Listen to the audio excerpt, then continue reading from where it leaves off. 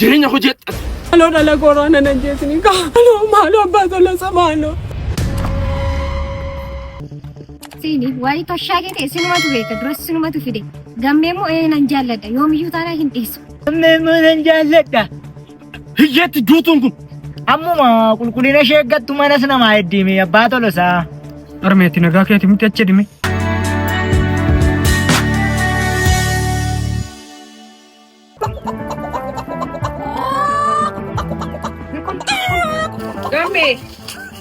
Gamme. Orme. Kottu dhala koo maaloo abbaan kee laaqana du'eera yoo nana baasan daaqoo kottu. Maal ta'a arme yoo ofuma geessitaniif amma achumaan nagaroo wajji waan jiru haasoftanii toluftu amma waa'ee ijaarsa kanaa ammas mana siyaatii 24 dama jettan ammas immoo ishii deebi'eetoo guyyaa meeqaffaa taa'eera marme amma waanuma nama qabu iyyuu itti fakkaatu warra qabalee sanatti. Kottu kaagammee koo maaloo yoo abbaan kee qonqoo du'eera geessii fi deebi'an waama tokko na siisirreessa deemee mollaas dhaqin namoota wajjin haasa'ee mijeessina. Kottu dhala koo maal ammamitti deebiit amma fiiddee dhufta'u si'uma wayyaam daftee ga'uufu. Arme ga'uusaa deemu sanatti ulfaatee miti bara. Odoo ati dhattee wanti kun hiikoo argataa laata jedheeni malee. Asii deemuu dadhabee tanaan ani fidi nan geessa rakkoon qabaatuti. Asii deemiti immoo yoo toleedhaan immoo dhaqaatii wanta jiru xumuramee ani dadhabeera isa dhugaa siin jedha arme. Nan dadhabee garaa koon na dadhabee dhugaa waaqayyo. Dhala koo guddaa kottu kaada fiigee deebi. Lafa garaa kee haa ta'u. Zambiilii keessa immoo maan keenya darme kanan akkatti harkatti baadhee too deemaa amman. Zambiilii immoo baacuuf fudhatee misa inni haaree dhala koo ganaa dafi dhaqee kottu maaloo. Eenyu shoo. Bishaan achumaa fuudha kamanum nagaroo fayyada. Achuma fuudha. Asii baattee dhaquu waan hundumaa. Haa ta'u dafeen gahee ni dhufa. Nagaan gahee kottu dhala koo. Arme waanuma shaamaa immoo wanta harkatti itti kennu hin jiru. Dhala koo waamti tokko iyyuu harkatti namni waan mana keessa jirtu ofii xeeraa meena garoodha waanuma harkatti jirtu itti kenni yeroon dhufuun sii kennaa dhiqa waan mana keessaa gurgureen fidaa fi maaloo. Arme maal goona ree nagaroo gaafachuun isin ulfaata yoo ta'u dide biddeenuma kanan itti kennee deebi'a malee. Maali yoo harka jiraate sitta kennu maal rakkoo qaba dhala koo waan mana keessaa gurgureen kennaa fi gaafadhu. Rakkoon qabu dafi immoo deebii nagaan kottu. Tolli nagaan kottu.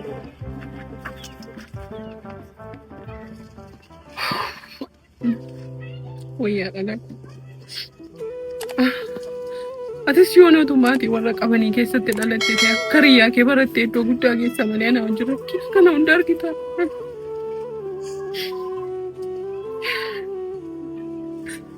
Rakkinni koo anarraa sitti darbee ana waan jiru riyyaa kee bira hafteera.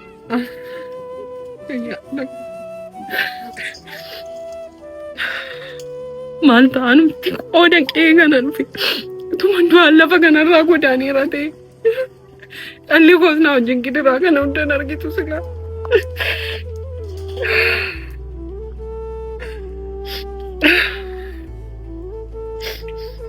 Maalumaan baree guyyaan kun waan jedha. Namichi kun akkasumatti utuu mana koo hacuucuu. Narraa kaaftama waaqayyo kana. Angoosaatti fayyadamee dhala koo abbaa manaa koo kan gadi qabu kana narraan kaaftu ati yaa gooftaa koo.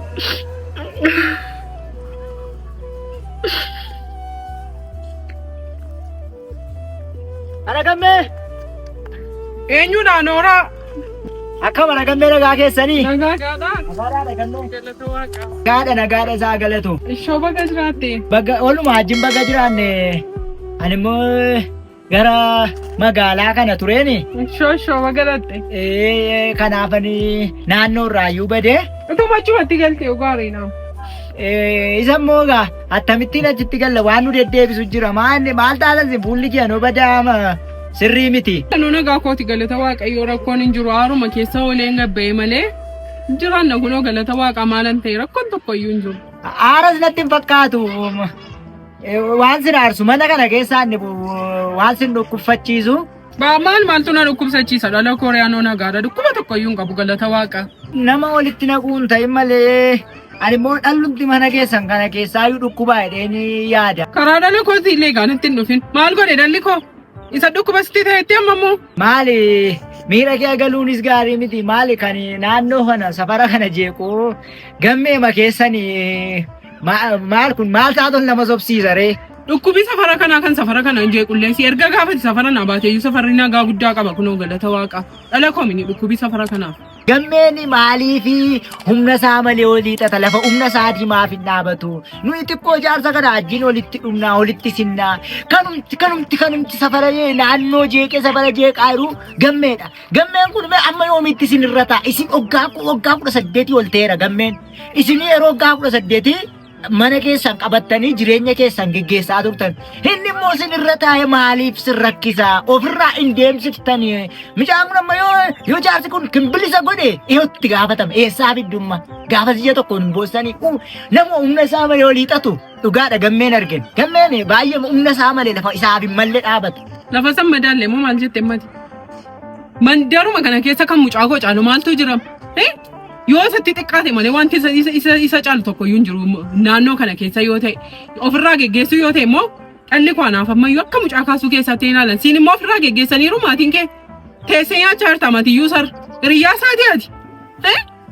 Qe'ee warra guddaa keessa maa olii gannaan naaree lafa humna isaatiin naqu jiruuf namoonni isa madaalan lafa humna isaatii maaltu asii olii xachiise maal godhama jiru hiyyeessonni akka isaatii gadi bu'uun akka isaatii kan sabara keessaa namni maaliif lafa isa madaalle dhaabataadha maa dubbii isinitti harkisaadha maa jireenya keessan gubaadha amma garaachi keessan humna gaadhaa amma utuu lafa humna isaatii dhaabateera ta'e utuu dhakeessisare amma abbaa gammee kan isaan dhaqanii hin godhanii dhaatti darbatanii maaliif ettanii yaaddu isin hundi immoo bor maal akka taatan beektu mucaan kee maal akka taatan beektu maaf waliin gorsitan maaf waliin sirreessitan. Hin deemtu manarraa intala batola isaas yoo ta'e mucaa koos yoo ta'e namuma qixxeedha wal qixxeedha fuudhuus hin danda'a dhalli koo hin deemtu manarraa. Maalodha gammee namni maaf ol hin caalu anaafi gammee hundi keemmoo tokko namni ol caalaame lafa isaatti ol caalaame namni gaafa ol barbaadu immoo rakka walii maaloo ol fakkaattiin ol barbaadde immoo maalan akkuma ol fakkaatanitti yoo ol barbaadan malee amma mucaan kun iyyuu dhaqee abbaa tolo saaqsu yoo saawwa dhowweme lafa humna isaatii dhaabachuu dhiisee intala isaaniitti toliixachuma dhiiseeme amman dhaqee mataa isaa gadi qabatee gadoof qabee gadi jedhee yoo miilla dhiquun barbaachise miilla dhiqee iddoo isaan kennaniif ta'a yoo saawwa dhowweefoo isaanoo nama barbaadu nama quufan isaanoo maal inni sababuma intala bira dhaqee intinaa ta'eefi jibbame malee utuu dhaqee saawwa dhowweefi maali achi bara arraa lafa meeqa qabu saawwa iddoo meeqatti darabaa kennanii utuu dhaqee saawwa tisse boruu isiniinuu isin jijjiiruu danda'a kanaafiyyuu intaluma isaarraa utuu of eeggatee isinis nagaatti jiraattu. Abbaa tola saabbii teenatti si ergee isinii hin deemta moo hin deemta manarraa sittaniyya moo hin deemtu gurbaanaan. Ala koo yoo ta'e nama barateedha. Mana baatola isaatti galee saawwata isaa fi deema manarraa. Sa dhugaati haadha gammee ani siniif yaadeeni malee siniif adarboodheeni malee waanuma keessa nagashuu waan na ilaallatu iyyuu hin qabu. Yoo iyya barbaaddan ta'e immoo silaayyuu maan beekamtu ergan deeme iyyaa nan sokkaati iyyaa maali kee fuudhaa dhimma gooti rakkina keessaniif iyyitu malee anaaf iyyitu. Deema manarraa duruu beekaman akka baatola isaa jala fiidu. Oduu funaantee mandara keessa akka tisatti geessitu. Miilli kee lammaffaa mooraa koo kana keessa jita. Sitta mooraa kootti moo lammaffaa.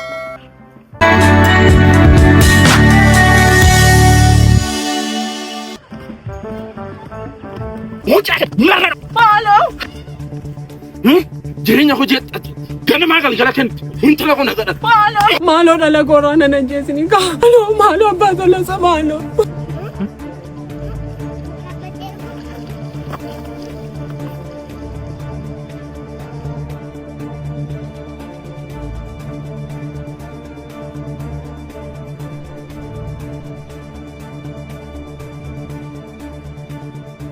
Harme. Gamme maataate mastiree bitee dhufte. Kana gidduutti minaa itti laattee dhufte moo namicha kanatu immoo karaatti waasi godhe. Harme itti nagaa keeti miti achi dhimi. Gurbaa raftee kaate moo guyyaan nagaa koota nomaan hin ta'e. Harme fayyaadaati maaloo hiyyee. Dhiisi meen immoo abbaa tola isaatu dhufee immoo asitti waasi godhee laata deetanan akka tarfiigee dhufe hin argineeti. Gurbaa waa'ee abbaa tola isaa maal yaasoftaa kaa'ii lafa gaanuu nan geessaachi. Maal kun? Dhiisi mee harme keessi kun aan eeyyamne hin deeman. Na dhoksite malee immoo abbaan tola isaa waasi godhee karaatti. Irraan gaamoo waan kana.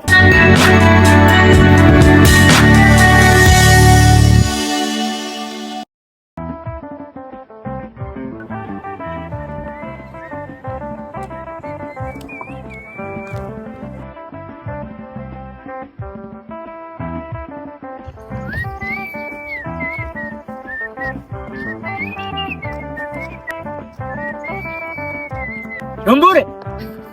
Ijumaanan si argee. Maali baay'ee na barbaadaa turte? Ijaanan ilaaltu taanaan maali na ilaaltare?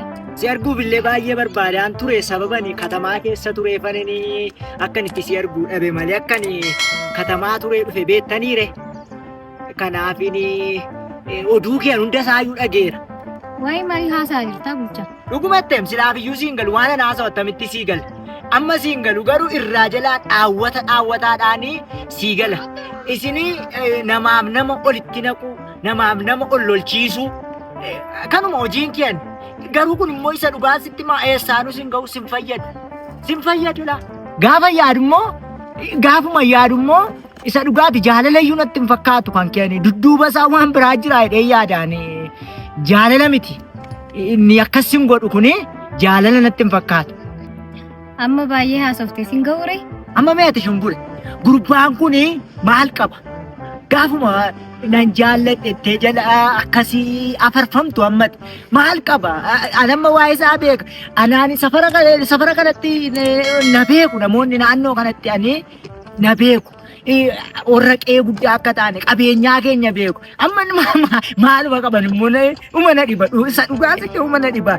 Siloo kanaa oltuu isitti irratee hin jedheman kanaa ol irruudhaa hin jedheman maali ati attamittiidhaan hin jaallatamaa gurbaan sun namuma jaalalaa ta'e illeellifamaa.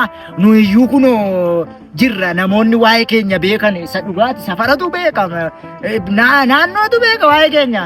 Ati garuu ani siloo waasitti godhe laayi waasitti dhibeenni nati maaloo ettu maalatin jedheeman. Siini waa'ee toshaa kee ta'e sinumatu beeka duras sinumatu fide.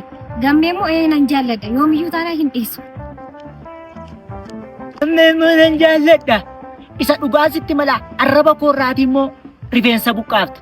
Gammeen immoo siin ta'u kana olii yaaddu utuu kanaa gadii yaaddu ta'e guddattanii nageessan isa qabeenya qabu sin jibbisiisa fakkaata. Qoy siin qotammoo boolla kee. Maayitti nan jaalladha. Anaan nan jaallattu. Durbaana waliin argine moo maal ta'ani?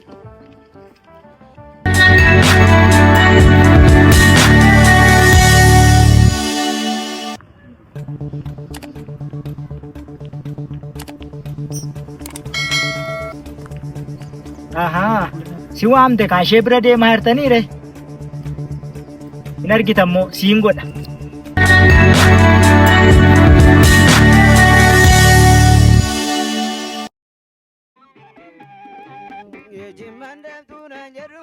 Nagaa keessanii abbaa Tolosaa.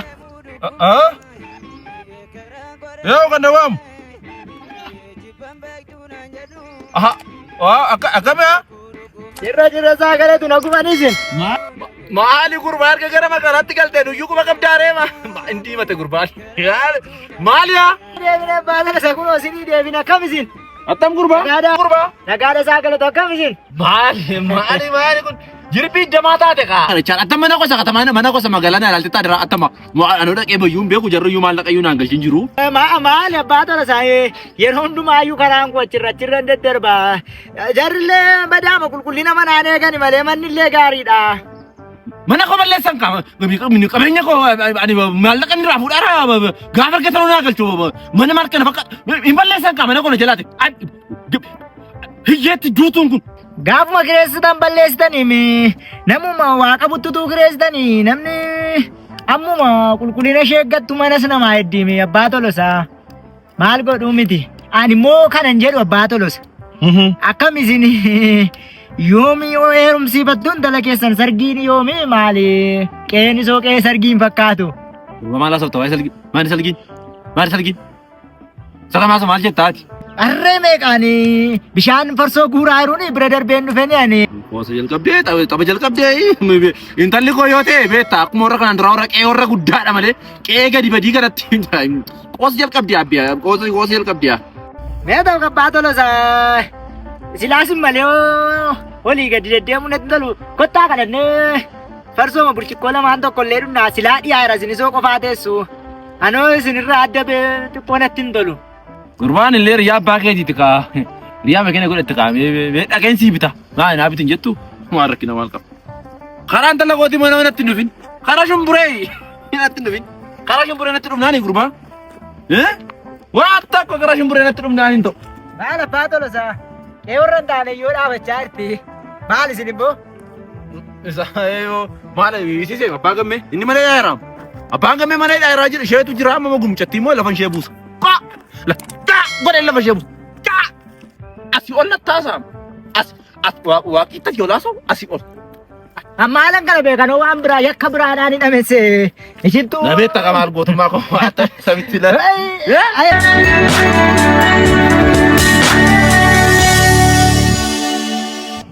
Maaliif amma kana turte jettaati? Ani lubbuu kiyyaaf of eeggachaan deemaa bari. Abbaa kiyyaa minni hidhamee jiru. Nama biraa miti. Shumbure. Ani ifatti walitti dhufeenya keenya asitti daabuu qabna hidhee tana naman. Maaliif maatiin keenya akka jiraatanii akka wal keessa deemee jiraatuuf jaalalli akka jiraatuuf dirqamadha bari. Callistee ma gargar baana eeggaa jirtu amma asitti fakkaatu. Dirqama waan natti ta'eef. Maaliif maatii kiyya malee akkamittiin jiraata? Atis maatii kee malee akkamitti jiraatta? Akkamitti iddoo yaadne geenya nuti? Abbaan kee sooressatti ilma sooressaatti si heerumsiisuu barbaadaa miti? Heerumi anis boroo hojjedhee nama guddaa tokko ta'ee kan naaf gitu barbaadachuun kiyyanuu. Gammi abbaan koo dirqama na sooressatti na heerumsiisa. Maaliin godhare? Maatiin kiyya haadhumani? Gammi kanas haa ta'u waan si dhiisee jiraachuu hin danda'u. Waan hin godhun nabe. Waaqa koo shumburee keessa miti sun. Amtuwaa? Kun warra lama. Abbaa tolosaa bira dabarsinaa lafa buusa.